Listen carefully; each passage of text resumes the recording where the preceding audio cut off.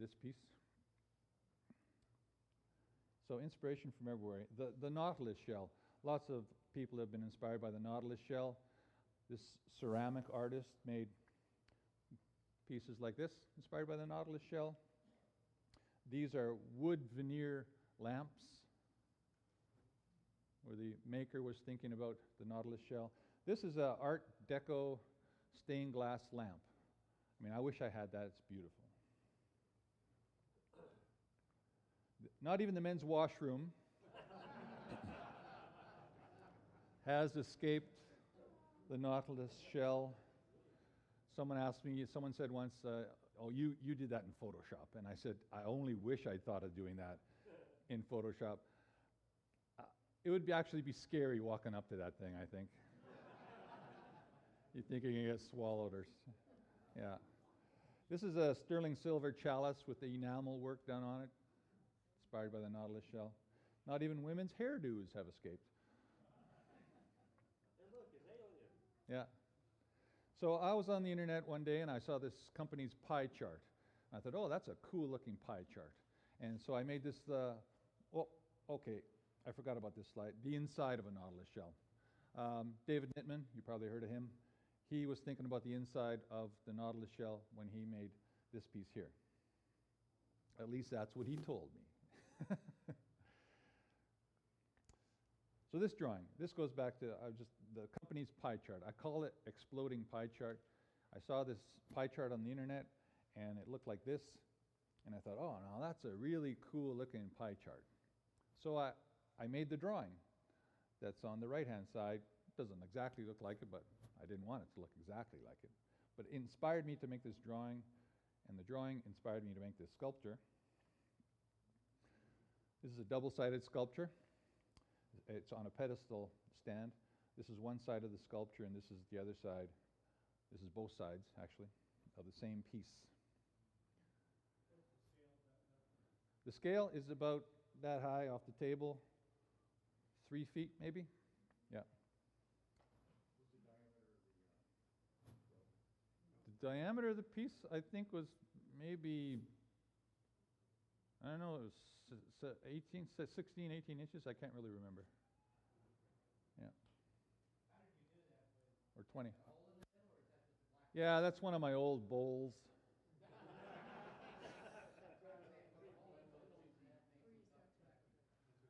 Yes, it makes it very hard to vacuum check a piece like that. This piece, it's very simply turned. Both sides are just slightly domed, so it goes like, look, end on, it just goes like this, was how I turned it. And then I turned like a tenon. Which part's the tenon, the hole or the spigot? Yes. Yes. Okay. I turned part of it out, the whole part, and then that fit my my jaws, my chuck, right? One of my big chucks goes out to, I don't know, 8 inches in diameter, something like that. But that hole wasn't that big. But I made the hole so my chuck would fit inside, and I could squeeze out the chuck to hold the piece on. And then I put it on the chuck, and then I turned right through it, making sure that my gouge didn't touch the spinning jaws of the chuck. Yeah. Spinning jaws of death. So a major sight barrier is the labeling that results from familiarity. In order to see, we must forget the name of the thing we are looking at. That's easy for someone. Yeah, that's easy. What is it? This is a photograph by Freeman Patterson, a photographer I took a course with in the early 80s. Great photographer. Anyways, what does anyone think this is? Not a snake. Slinky. Slinky. Yes. Yeah, people say that a lot. Slinky. It's a really good thing to think about when you see that. Any other ideas? Water drops? Bouncing balls. Bouncing balls? Yeah. It could be a whole bunch of things, right?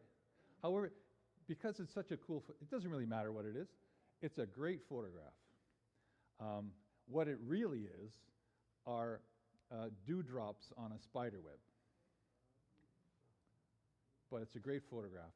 So Freeman was great for removing the labels from things, turning them into something that they are not really. Right? No one here said dewdrops on a spider web because, doesn't really look like that. Oh, how about this? Any ideas? Roller coaster. Huh? Yo-yo with lights. That's good. I never heard that before. Driving down the freeway with your camera clicking. Time lapse. An amusement park. Yeah. I was. This is another shot. This is the same kind of thing. I was walking around my neighborhood once a few years ago at Christmas time. It was really dark out. These are Christmas lights on the houses around my neighborhood. Time-lapse photography. I took, I don't know how many pictures I took that night, hundreds of them actually, and some really cool shots I got. Some were terrible, but some were really cool, like this one, and the last one, and then this one. It even sort of has a fabric-y kind of look to it. But once again, it doesn't matter what they are. These are Christmas lights on houses around my neighborhood. By removing labels, we open up new possibilities.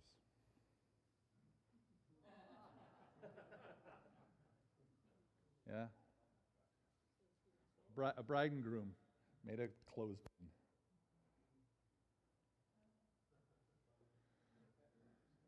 Aren't they cool? Little tiny feet, but they're only really rocks. But if you say, oh, they're not really rocks, they're little tiny feet, well, pretty cool stuff. Think outside the box, play, and have fun, which is what this person was doing. I know you can't really do that year-round here, but I only wish I'd thought about doing that. It's so cool. Concepts can spur creativity. I was asked a few years ago to be in an exhibition called, the title of it was Teapot. So that's all the information you get, teapot. And I'd never made a teapot before. And not only did it have to be, it could be a non-functioning teapot, of course, but not only did it have to look kind of like a teapot, it had to say also that I made it. Like when someone looked at it, they go, oh, so-and-so made that, because it's their style. So it had achieved those two things. And for months and months and months, I couldn't come up with an idea of how am I going to make a teapot and say, oh, that's Doug Fisher made that. Anyways, finally I came upon the idea that a long time ago, chiefs in the Pacific Northwest, they would throw potlatches, huge parties for everybody to come to. And the women would weave these ceremonial hats, woven cedar bark, and then they would paint designs on these cedar bark ceremonial hats. And this is what one of them looks like. Ancient ceremonial hat. And I thought, oh, now there's the body of my teapot. So I made this teapot. So the tail feathers are the handle, the beak is the spout, the shape of the hat, of course, is the body, and I've carved the eyes and the mouth just where the beak is. And the three little things you see on the top is a lid that comes off. In the old days, the more potlatches a chief threw, he got one of these knots on top of his hat. So this is a 3-knot chief. He's very rich. This is what it looked like from above. And not a lot of people actually it's here in California somewhere at the Sunny Cam Teapot Collection. He lives in Los Angeles, I think. But anyways, not a lot of people got to see the bottom of it, but this is what the bottom of it looked like. And so I created what I think is this really cool looking teapot just because someone asked me to be in an exhibition called Teapot. And I've been to a lot of clubs where they have monthly challenges, so to speak, and like where there's a theme and everyone who wants to has to make something in that theme. It's a great thing to do to get your juices flowing, to think, oh, how can I make that? Try it. Near where I live, every summer there's one of these old car shows. So I go around and I take photographs. This is the cowling over the engine of, I don't know what kind of car it is, but there's the air vents, So I took this picture, and since then, I've been putting kind of the same thing in a lot of my work. And you can see the part there, which was inspired by this cowling of this car. And this is another one. And usually I make them red or orange. Maybe because that's the color that the car was that I took the photograph of. Negative space. Negative space is also important to keep in mind when you're making forms and things. This is a ceramic vase. You see the negative space around it? If you put this beside another ceramic vase made by the same person, and you look at the negative space, Did you post for that? yeah, that's me. Does everybody see the busts in between the two vases? Yeah. Yes. Yeah, it's on all sides, yeah. Yeah. But some people can't see it, so if you look in the middle, you'll really see it. Yeah, nose to nose. Texture and pattern. Textures, patterns, they're all around us. These are rocks on the beach where I live. You get close up and you see all kinds of textures. Even from far away, all those lines and cracks, you could carve that into a piece if you wanted to make it look pretty cool. This is some texture I've done on this piece here. It's all done. The texture on this piece was done exactly the way I'm going to show you how I do it with carvers and wood burners. This is a shot of some solar system. I don't know if any of you have actually met David Nittman, but he's kind of a far out there kind of guy, and he was thinking of outer space, and he created this piece here. So that's where he got that idea from. Creative thinking is looking at the same thing as everyone else and thinking something different. This is graffiti. I took this photo in Croatia, and of course there's graffiti all over the place, so a lot of you who live in probably bigger cities than me are more familiar with it than you probably want to be. However, I was inspired by graffiti, and for years I was making these bowls that look like this. They were I'd make a bowl, I'd sort of carve off the edge, and then I'd take pencil crayons and just scribble all over them, which is what all that scribbly lines are, and then I would dye them bright yellow, bright green, bright red. And I sold hundreds of these in a few galleries that I was in. And I was thinking about graffiti. This is, of course, self-explanatory what that is. If you're familiar with Jacques Vessery's work, he is quite well known for carving feathers on the outside of eggs. So I only wish I'd come up with the idea of carving feathers on the outside of an egg, because I think it's just so cool. This is a photo of a windmill that sucks water up to water the cattle in Wyoming. I took this shot, went home, I was thinking about this windmill that we drove by, and I created this sculpture here. So you see, you can get ideas from almost everywhere. Become a kid again, exercise your imagination in all aspects of your life. Imagine a room full of naked woodturners. Oh, you're sick. You're sick. Isn't that one of the first things I mentioned this morning? I was envisioning a room full of naked woodturners. The funny thing about this, I did this, I was asked to do this creativity and inspiration presentation last year when I was in Utah at the Utah Symposium. It was an hour and a half talk. It was this but extended. And so the room I was in, it was beside another room, and Kurt Herzog was in there with his people that were watching him. And so they had to file out of their room and sort of slink along the side wall and along the back of my room to get out of the space we were in. Just as this slide came up, they started to file out of their room. And someone in my room said, "There they are now." And everyone in my room starts laughing, and all these people are going, whoa, what's going on? Right? It was great timing. Fantastic. So what will you be doing differently? Keeping your clothes on. So we can have the lights on now, please.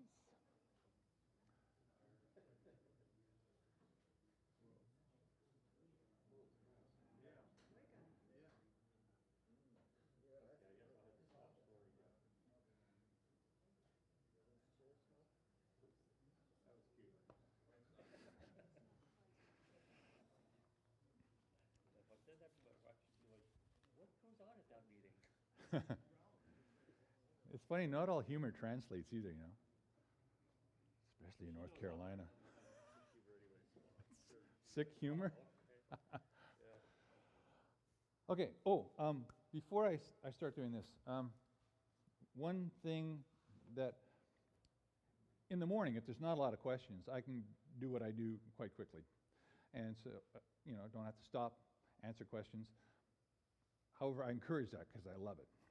If I'd had time, I would have shown you how you can do exactly what I did with a vacuum chuck, how you can do it at home without one. But, we ran out of time. I'll explain it to you, and it's just as good. It's really, really simple. I had to come up with this idea because when I started doing this, after my demos, I was asked to do workshops. Well, how do you go to do an all-day workshop, where eight or so people come and they actually make a piece, a small piece of, one of my designs? How do you do that in a workshop setting without a vacuum pump hooked up to every lathe? You can't, it's not feasible to think that every lathe in a workshop will have a $1,000 vacuum system hooked up to it.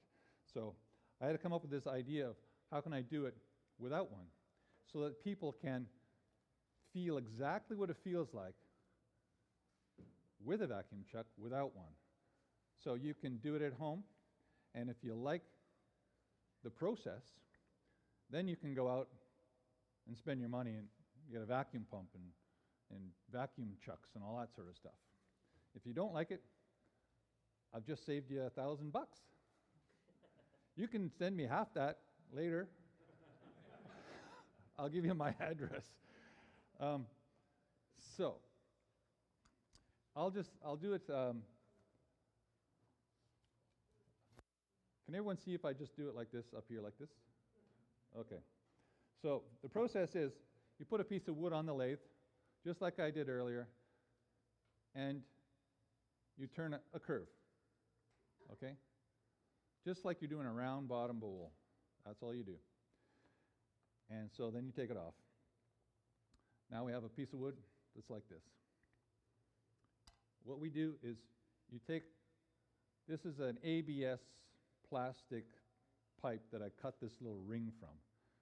You can use ABS, PVC, anything that you can make a little ring out of.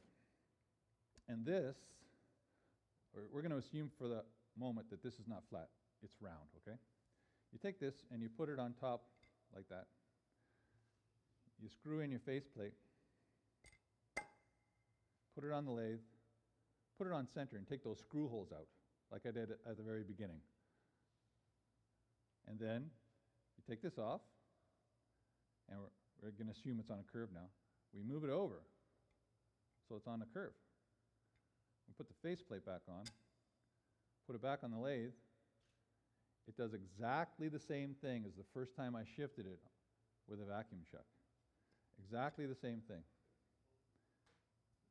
And then you can turn it, just like the first offset part I turned. Then you unscrew it, you shift it again so it's on a curve, put the faceplate on, put it on the lathe, and it does exactly the same thing. And the really, really smart people in the room are going, no. What? Pardon? Reverse it? Oh, you have screws in here. You can turn it in reverse, sure. Yeah. As long as you have this, as long as you have your faceplate screwed down to your spindle. Okay. That was my question. Some people always say, oh, now the back is full of screw holes. What are you going to do? Well, if you like the process and go and get a vacuum chuck, you can throw it in the garbage. Or they could drill holes and fill them full of dark. Drill holes, fill up full of stuff, yeah. Yes. Now this side is going to be full of screw holes because we moved this all over the place. And what you can do then is, a lot of you may have those coal jaws or those jumbo jaws. Or some things that work better than others. And you hold this piece onto your lathe like this. Yeah? And most people turn over the bed of their lathe. I recommend you run your tailstock up to hold it on here. Or you can just cut out a circular piece of plywood, put it on your faceplate, put it on your lathe, so that this butts up against a piece of plywood. If you don't have cold jaws, yeah, run up your tailstock to push it against this piece of plywood. And I recommend taping. If you just use the plywood, I would take a piece of duct tape, tape this to the plywood all the way around. Have your tail stuck up here. You can remove most of the screw holes out and the mass of the wood. You can make this a shape that you like.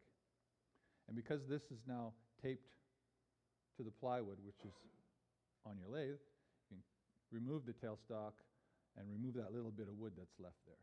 And all the screw holes are gone. It's really simple. Yeah. Hot gluing this side? Hot gluing the ring on? You have to turn off the glue. Instead of just taping it, hot gluing it on. You're talking about the plywood ring that you stick. Oh, because then you have to get all that gunky stuff off. Takes time. What I was gonna say, Time is not a. Pardon? You can, well, whatever works, really. Okay. what I was gonna say about the tape, if you put down several layers of blue tape first and then put your duct tape over the top, the blue tape doesn't stick to the wood, doesn't leave any residue. Yeah, that blue painter's tape. Blue painter's tape leaves less residue. Yes. You can also take, cut little small blocks, like 1 inch or 1 1/4 square or something like that, and figure out what your taper of that is, and just screw it to the plywood, and you got, like, There's many ways to do it. Yeah. There are many ways to do it. And what I didn't mention earlier on this morning was, which I try to remember because someone mentioned something in one of my demos at a symposium was, this is the way I do things. There's many ways to do what I do, just as there's many ways to do what I just said here. And I try to remember to mention that because halfway through one of my demos, someone said, well, how come this is the best way to do this again? And I said, it's not. It's just what I do. Does everybody understand that? Okay. I'm sorry, my brain, what's the ring for? The ring is to give the faceplate a surface to ride on So, yes. If it's on a curve, it has nothing to grab. so that it will be flat. Depending upon how steep the curve is, it may or may work. As long as it isn't dome so much it hits the middle, it's okay. Exactly. Yes. As long as the dome doesn't pop through above the ring, you're okay. It allows for shorter screw holes. Shorter screw holes, yeah. Okay, now we're going to move on to what I'm here for. My process is to, I used to draw right on the wood, my designs in pencil. And of course, some of the designs are very complicated. And I don't know about you, but trying to erase pencil lines from wood, it's not that easy. They don't come off that easy. So then I started taking pictures of my designs. Well, I would draw the designs on paper and take a picture of it and put the picture into my computer and then print it out whatever diameter I wanted. Now what I do is I have a graphics tablet hooked up to my computer. It's made by Wacom, W-A-C-O-M. It's, well, essentially, it's a piece of plastic. Drawing tablet. It's a drawing tablet. Yeah. You know, plugged in to your computer. And I have a stylus. You take a stylus. When you draw on the tablet, you can see what's drawing on your computer screen. That's how I draw my designs into my computer now. No more erasing. And computers make perfect circles and perfect squares. You can put them wherever you like in different shapes. You can save shapes and put them in different places. So it's much faster. So like I was mentioning earlier, I would spend weeks turning my forms, and then I put them in my back room or in between pieces of foam so they don't get hurt. Then when I'm ready to start carving, I'll take a piece and I'll measure that dome that I turned in the center, and I'll measure it, and I'll go to my computer and I'll print out a design that size, and then cut out that little piece of paper and apply it to the wood like I'm going to show you now. Some people ask what kind of paper it is. It's It's very special paper. What? Do you know something I don't know? Oh, oh. She said I've already established that I'm cheap. And he said your wife automatically. That's why the women instantly went there, right? Yeah. Well, you're going to really love this then, because this special paper, which of course for me is free, comes out of my wife's inkjet printer. So the ink's free too? Oh boy. Oh yeah, I pay for it, trust me, yeah. Someone asked me at lunch what my wife did, and she's a psychologist, and I get free counseling, and I don't even know what's happening.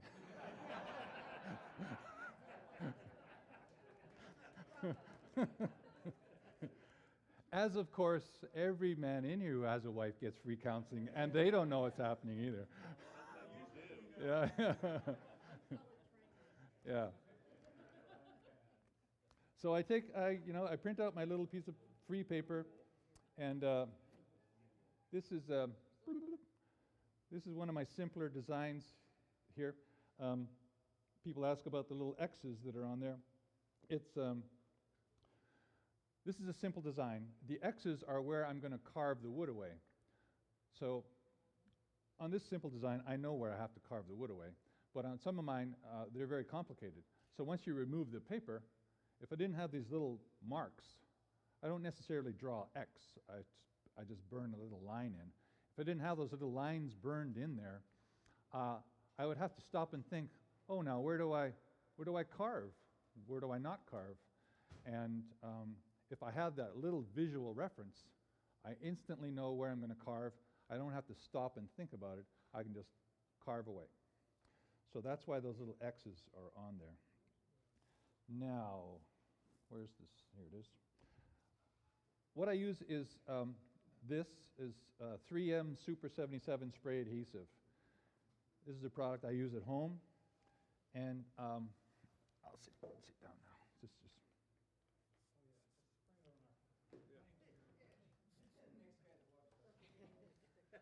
Well, I do that because I don't know if you've ever bought spray adhesive.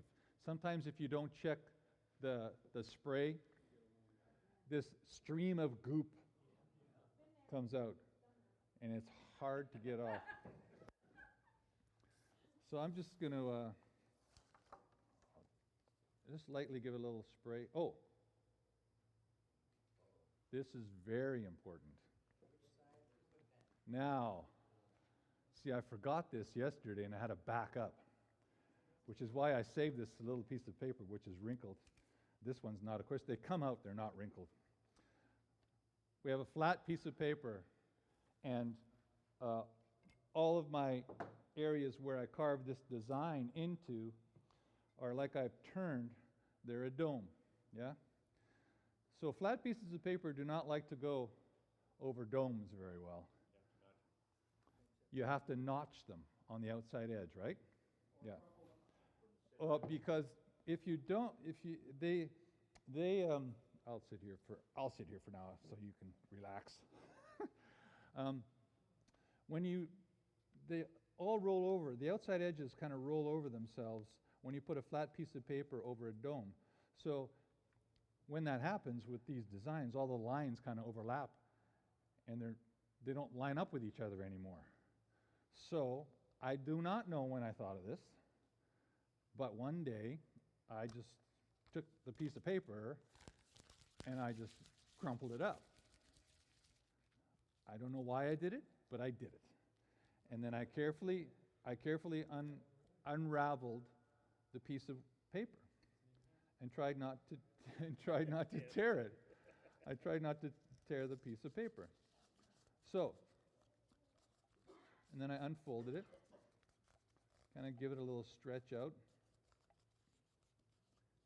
And now, you would be amazed how much of a curved dome this will now go over without any of the outside lines folding over themselves. I was in a workshop once, a couple of years ago. One of the participants in the workshop, they said, you know, The best thing I learned all day was crinkling up that little piece of paper. I said, thank you very much. It's a handy tip if you're ever going to do it. If you only learn one thing today, this is probably the best one. Okay. You could. Is that worth repeating? You can also spit on it too, someone said. And I sat across from you at lunchtime. Okay, now I'm just going to give it a little light spray of this spray adhesive. Make sure you put it on the right side, someone said. And then now I'm going to demonstrate on this flat piece of wood because it's easier for you to see in the camera stuff, camera angles and stuff. So normally this will go over the dome. If it's going over a dome, I sort of center it over the dome, and I put my thumbs down in the middle. You know, I push out to the sides, and then I do it in quarters, and then eighths, etc. Pushing out from the middle helps quite a bit. So that's how I put it on the dome.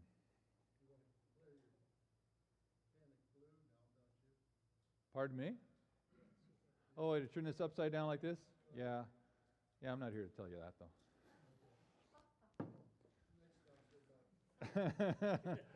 Actually, I never have. And yeah, it's very lightly, yeah. Oh, a good idea is to read the label if you're going to go buy some spray adhesive. Read the label to see what the solvent for it is, because I'm going to use this is turpentine. We have some turpentine here. I'm going to use some solvent. Once I burn the design in, I'm going to use some solvent to remove the paper. So it's a good idea. Question. Yeah. Would it be easier just to tack like 4 edges instead of the entire thing?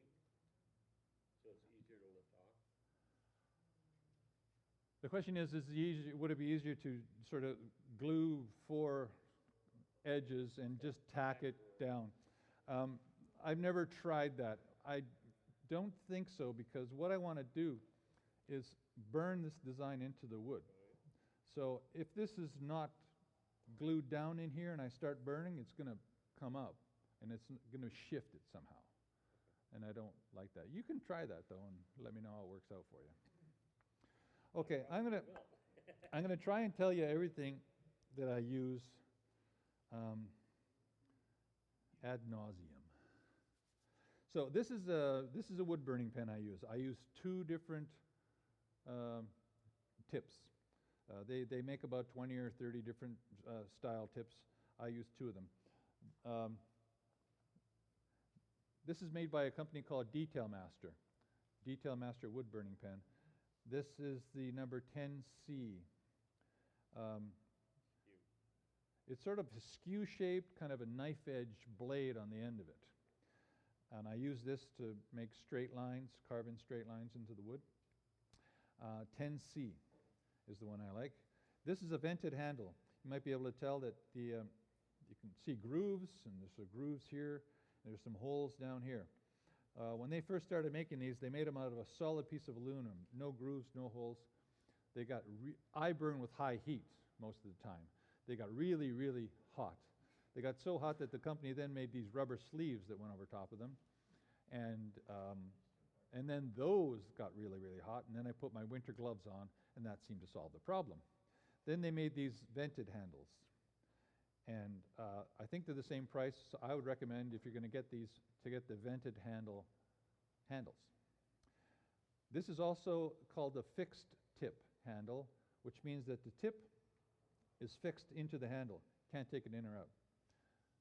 They also sell a handle that you buy these tips all by themselves, and they slip into 2 holes that are in the end. It's a lot cheaper that way to just buy the tips and a couple of handles. I tried them because, you know, You have to use more heat yes, at that time. yes, exactly. I burn with high heat to begin with, so I tried the ones you stick into the holes. However, it kept losing contact, so the heat would go down and up and down and up on the end of my burning tip. And that, to me, that was frustrating to no end for me. So I use the fixed tip ones myself, only now. Which they're slightly more, but that's okay. So I have a unit here. This unit is quite nice. It's not the one I normally use at home. However, when I started doing this, I didn't have this unit. I would bring my wood burning unit and my rotary carver, two heavy things I would bring on the plane. Then I found this. This is half of this is a wood burner, and the other half is a rotary carver. Now I only have to bring one heavy thing on the plane, which is great. So the one I normally use at home is made by Detail Master. It's called the Excalibur wood burning unit.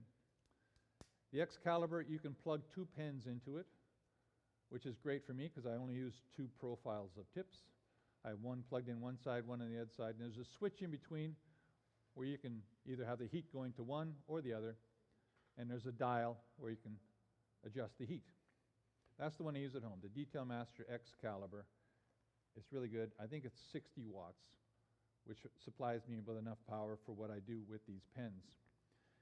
This one here is also good, has less wattage. It's made by Master Carver. It's called a Master Carver Combo Grinder and Burner. Generates less heat than my one at home, but it's great for traveling around with. And I'll talk about the rotary carver part when we get to it. Now, when you get these pens, what you're supposed to do is you plug them into your unit and you turn the heat up high. The tip will start glowing orange, and you leave it like that for 60 seconds. Then you turn the heat down to 0. It anneals the steel, makes it harder. It's going to last a lot longer. That's the very first thing you need to do when you get these pens. When you don't plunge it into a cup of water to cool it down. Let it cool down by itself. People used to do that. Okay. So I'm going to turn this on, and I'm going to start to burn it in. You don't have to do that every time. No, you only have to do that once. We haven't gotten to that one yet. Yeah. You can't leave yet. This is called the 10C, this one here, yeah.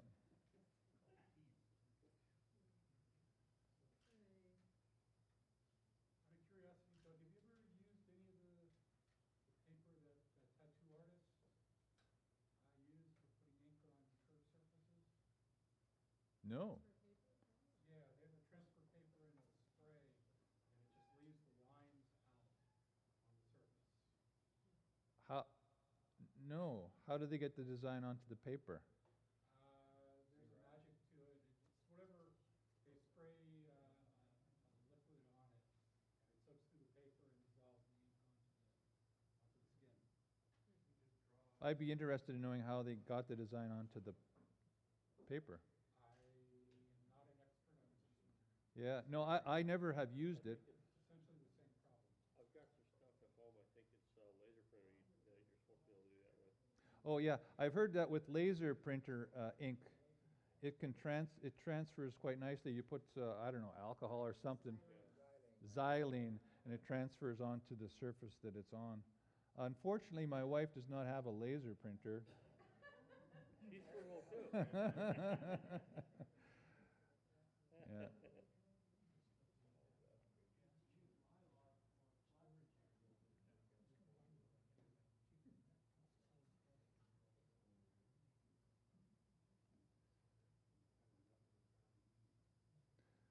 I have a little brush here. It's a little brass brush. I cut the handle off of it, and I just use it to brush off the buildup of resin that happens on these tips. The resin builds up quite quickly on these tips, and you'd be amazed how much the heat goes down just by a little bit of resin on the end of it. So I hold this brass brush in my other hand. Can everybody see that, by the way? Okay. Are you pressing real hard? No, I'm not pressing real hard. And that's a good question, because when I started doing workshops, I was amazed at how when people were burning the design in like I am doing now and lifting the paper off, you could hardly see that they made any mark on the wood at all. It was like it was like they didn't do anything. It's something that I guess can't be taught. It's more of a feel thing. I can feel this going through the paper, and I can feel it cutting into the wood, hence making a dark mark, burned line on the wood. I can just feel it. It's sort of a feel thing. Oh, and by the way, with this sort of skew knife edge wood burning tip, when you first get them, the ends they're kind of sharp, but they're not nearly sharp enough as you need. So what I do is, I'll just do that. I have a little diamond card here. You can use any sort of sharpening stone or anything like that. This happens to be a little flat metal thing with diamonds encrusted in one side. And this is sharp now, but you just take it, and sharpen the end of it. Because Before you nail it or after? I usually do it after because it's harder then. Yeah. But you would think, okay, this is going to be really hot. Why does it have to be sharp? But this is not like a hot knife going through butter. It's going through wood. And even on this sort of plain maple, you'd be amazed if it wasn't sharp, the grain of the wood will kind of just take it where it wants it to go, and you'd be fighting it. So you need to make it sharp. Do I wear a mask? I don't wear a mask. At home, I have while I'm sitting here burning, here, like right here where this unit is, I have a little tabletop fan. Sits about this high. It has 3 blades, and it kind of blows the smoke across and out the window at home. It's a fan. It was made by a company called Calf Camo, and they advertised it as Whisper Quiet. It has 3 plastic blades on it, 2 speeds. They said it was Whisper Quiet. I've had it. When did I buy it? I bought it in 1992. Pardon? No, at a yard sale. Oh, thanks very much. Would you like to sit up front? Where I got mine at. Yeah. Great. That's the closest you're going to get to a joke. Oh, no, where's that person? There he is. So I've had it since then. I don't know, how many years is that? A lot. And you know what? You turn it on, it's still whisper quiet, and it still runs perfectly. How often does that happen? I wish they made fridges and things. Probably don't sell them anymore. Yeah, Everybody's got one. they've gone out of business. Yeah. So I'm just going to put in little marks where those X's are. Just like I said, as a visual reference. Brush this off. And now, like I said earlier, the solvent for this is turpentine. We have a little bit here. Thanks. There's some part that you did not burn there. Ah, someone's watching. That's good. Good eye. Someone said there's a part that I didn't burn. 2 parts, which are these 2 lines right here. Actually, well, there's a line here. I disregarded that. These 2 lines here are what you're talking about, I think, yeah. I burned in this ovoid shape in here, and I didn't burn these 2 lines. These 2 lines here, what they're going to be in the end are just 2 free-floating, straight black lines. I didn't burn them in because I have to carve this area out here. And if I make a little bit of a mistake, then if I'd previously already burned that line in, it's going to be out of place. So I carve out this ovoid shape here, and I don't have to worry about I try to do it as best as I can, but if I make it a little too big, then I can adjust these lines around it. That's why I didn't burn them in. But good eye picking that up. I'm just going to use a little brush here. This is turpentine. Couldn't you use frisket since that's what people use? Frisket, plastic doesn't roll over curves very well. And you can't really rot it out. But when I used to do a lot of graphic art, and I used frisket. I used to do a lot of airbrushing. I used a lot of frisket then. It's great for that sort of thing. But I know. So there's a spray that you use for sculpting, and the thing will peel right off afterwards. And it sticks it very well, but it'll release. Just regular paper, you mean? Regular paper, and you spray it, and then it'll release. You can peel it back off later. What's that called? Is it got a name? Oh, okay. I'll look it up. Google me. Email me, I should say. Don't Google me. Email me. That's what I meant. You Google me, you'll come up with all kinds of things. Don't believe them. Email. Okay. Now what I'm going to do is I have 4 bits that I use, almost exclusively for everything I carve. My average size of my pieces is about 18 to 28 inches. I do make bigger things, but for the average size, I use exactly what I'm going to show you here, and the same size bits.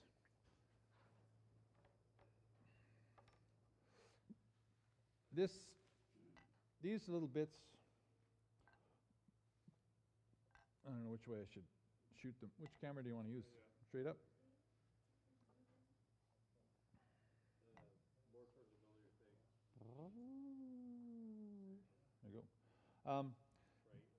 These are, they're triangular shaped rotary carvers. They're called rotary chisels. If you type in rotary chisel in Google, you'll come up with this website. They're made by an ex-stone sculptor named Don Hines. He lives in Wyoming. Casper, Wyoming, yeah. He's a wonderful man. He makes these tools since he's retired from stone sculpting. These are great. By the way, every bit I'm going to show you a solid carbide, as these are. I recommend that you get solid carbide carvers. They're a little more expensive, of course, but they're going to last you way longer than anything else. So in the end, what are they? They're cheaper. Yes, so these are rotary chisels. They come in 4 different diameters. This size that I mostly use, I have all the sizes, but the size I mostly use is this size, which is the second to smallest size. And the 2 smaller sizes have 1/8-inch shafts, which fit into a lot of rotary carving tools, Dremels, etc. And the 2 larger diameter bits have 1/4-inch shafts, which go into, those Fordhams and things like that. The largest size bit is, make sure you got 2 hands hanging onto that handle, because they're really aggressive. So I really love these little tiny bits. And I do, yeah. I buy them directly from him.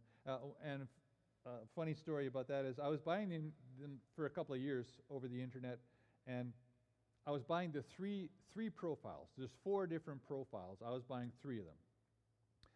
And then one day I thought, well, if I get this other profile that he makes, it's going to reduce a step for me, and I can just go right to this step and continue. So I ordered that profile bit, which is this one here, and they all have 3 cutting edges on it. This one has a squared off cutting edge. And I thought, oh, well, that would work great, because all my designs in the middle have sort of squared off edges. So I ordered one on the internet, and a few days later, I'm in my shop, and I got a telephone call. The guy says, "Hi, is this Doug Fisher?" I said, "Yeah." He goes, I noticed you ordered this particular bit on my website. I don't think it's going to work for you. And I said, this is a guy now, he's making these things to make a living. He calls me up long distance to tell me not to buy something. Because he said, I went to your website, I looked at your work, I don't think it's going to work for you. So I thought, yeah, exactly. I thought, wow, that's a guy I want to do business with, really, you know? I mean, how honest is that? So I said, no, I think it'll work. I'd like to try it. You know, if it doesn't work, don't worry about it. This was 2004 or something. Nobody knew who I was. I was some guy who had a website and sold stuff in some galleries. And so I got it. It did exactly what he said it would do. It didn't do what I thought it would do at all. I still use them, the ones that I bought, because I found other uses for them. But he was exactly right. It did not do what I thought it would do, or was hoping it would do. Anyways, I guess the point is, this is someone who's really good to do business with, honest guy. And since I've met him at the AW Symposium, he usually has a booth in the Trade Center. He's a really nice guy. Excuse me, I just asked my wife, and she says Gugon. Gugon. Yeah. Oh, okay. Gugon. Gugon. Yeah. Should be Goobigon. Goobigon. Gugon. No, she's a major quilter. Okay. Yes. The profile that I'm going to use first, that I like the most also, is it's got a rounded over cutting edge. You can come up and have a look at these later. It's got a rounded over cutting edge, and it's the one I'm going to use here now. The other three have sort of straight edge cutting edges. And one, I'll demonstrate one. Well, actually, two other ones I'm going to demonstrate, and you'll see what they do. This is the one that I use the most, and it's the largest one I use. See how massively huge it is. This is the largest bit that I use for most of my work. So now I'm going to switch it over to the rotary carver. This rotary carver goes about 42,000 RPM, slower than the one I have at home.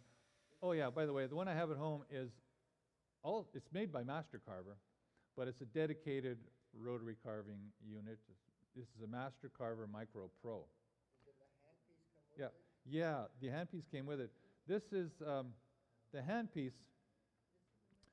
This handpiece, is anyone here sell Dremel tools? Sell them?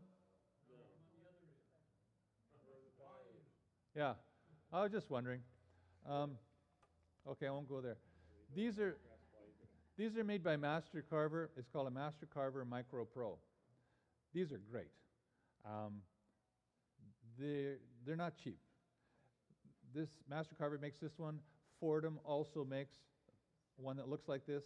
NSK makes one that looks like this. I think they're all probably made in the same place, overseas somewhere. But they all work the same. This little ring here, you just turn it and it opens the collet up, and you can remove the bit. You just put it in, turn the collet, and it's in there. When this is open, this will not turn on. It's a really nice safety feature. If the bit's just hanging in here and it's not closed, you can't turn it on and it won't spin. Another really nice thing about this is I'm going to turn it on. It's on. The dial is up high now, and I'm going to switch it over to the rotary carver, and you might be able to hear it ramp up. Let's see. See that? And then it goes down. It ramps up and it ramps down. Anytime you can get a rotary tool where the motor ramps up and then ramps down, you should get that one, because that process is a lot easier on everything that's in here. So it's something to keep in mind. With this tool, I'm going to carve sort of the mass of this area out of here, getting close to the line I burned in, but not right up to the line I burned in.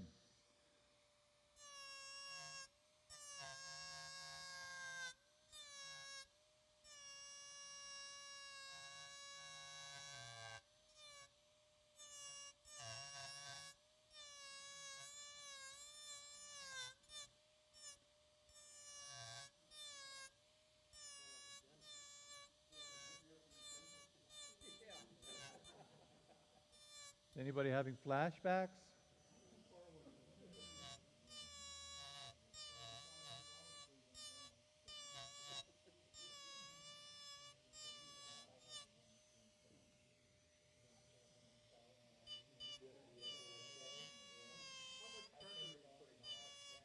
Oh, I'm applying very little pressure. You should always let the cutting edge do the cutting. I'm hardly pressing down at all, really. Well, you still have to press down, but not a lot. Yeah.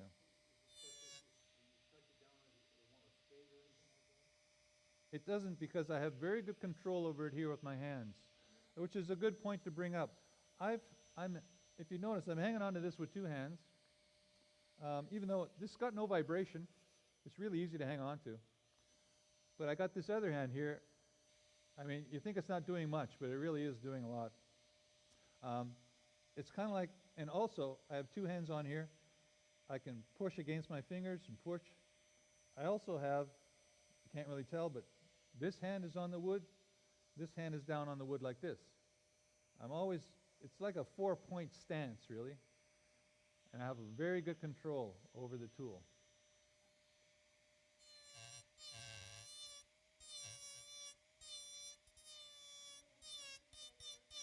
Certainly.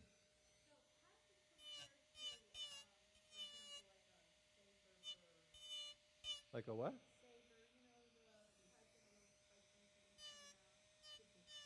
I don't know what that is.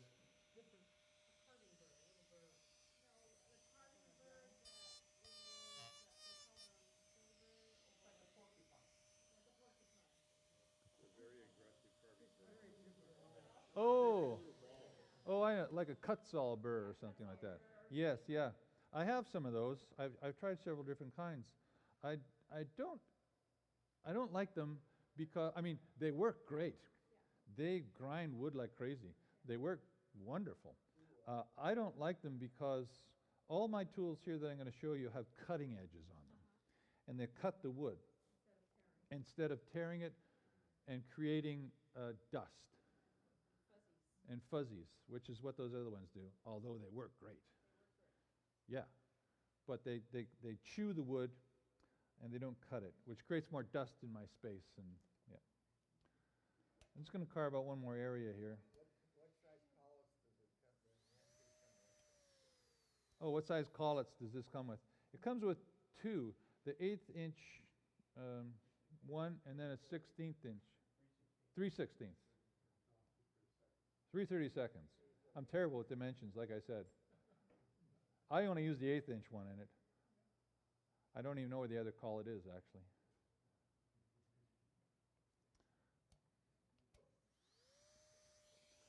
I'll carve in this area up in here.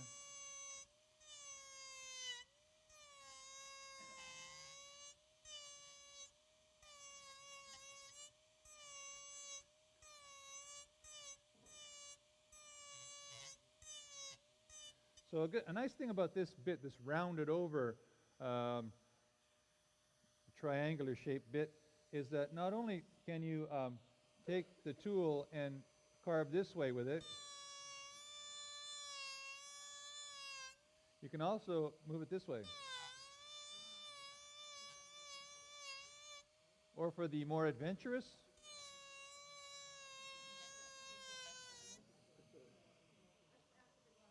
yeah, that's after the glass of wine. Someone said yesterday, they said, "Oh, can you write your name with it?" So I went,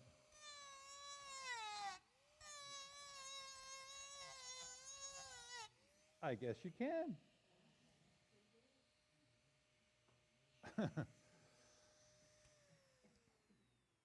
Okay, that's this bit here.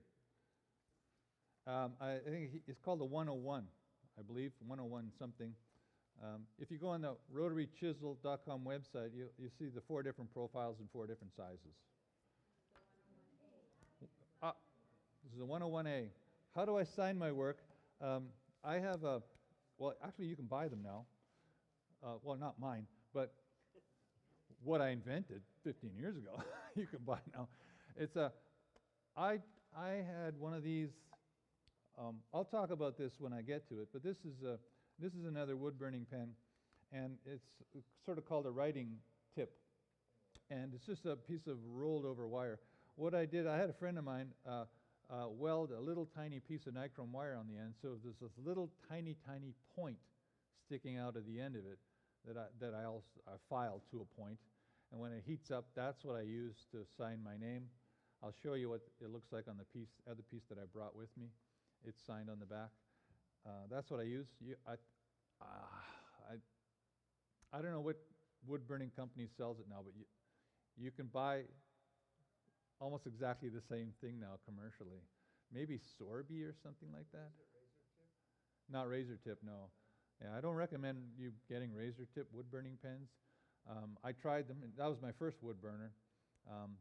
They have little plastic handles. They get super hot. The metal tips on them. The metal is very, very thin. They don't last very long at all.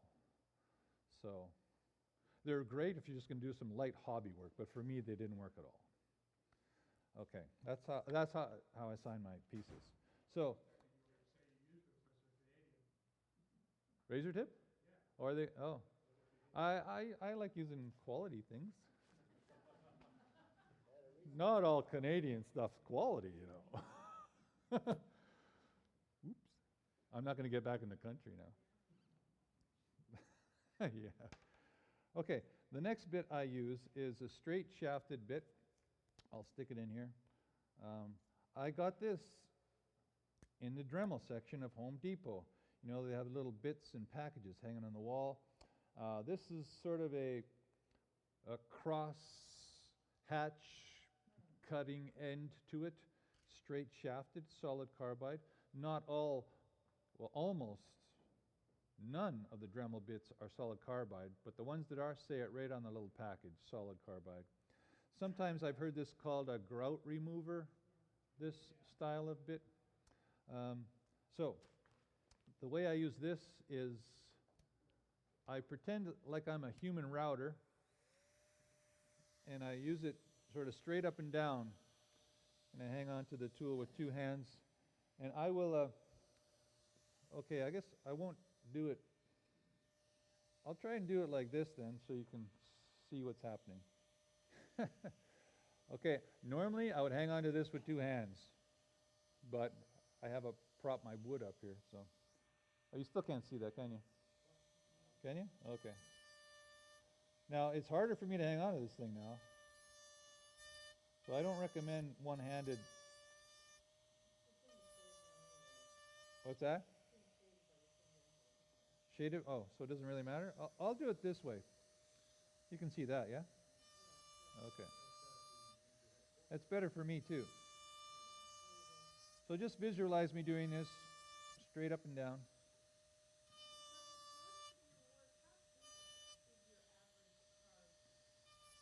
How deep is the average carving for this, for what I'm doing now, is the question. On a piece the size that I turned this morning, it would be about 1/8 of an inch. This carving here will go down about 1/8 of an inch. Now, it depends on the size of the piece of work. For example, on my large pieces with larger design, I carve this recessed area in deeper because it's got to look the same overall. So if you were to take a photograph of the piece I made this morning and put it up against a 6-inch piece of one of mine, and then put it up against, you know, a 30-inch piece as opposed to a 3-foot piece, you took a photograph of all the middles of those pieces and put them side by side, they would all look almost the same, if you get my drift. The bigger the piece, the deeper in I carve. The smaller the piece, the less deep I carve, to keep it all proportioned. Yeah, because I want them all to look the same.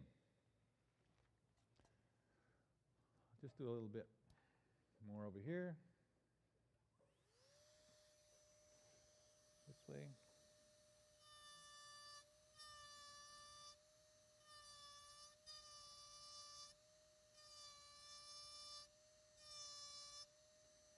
So I'm getting closer here to the line. And this is a little smaller diameter than the other one, so I got in a little further to the tight corners. And if I was to use it straight up and down like I normally do, there'd be a sharper edge to it.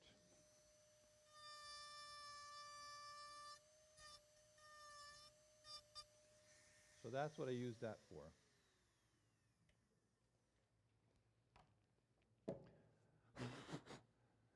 Now we're going to get to the air drill that I have here. This is I brought two. I'm going to use one. I brought two, and I'm going to. Dean's still. Oh, there he is. My helper. Why don't you sit?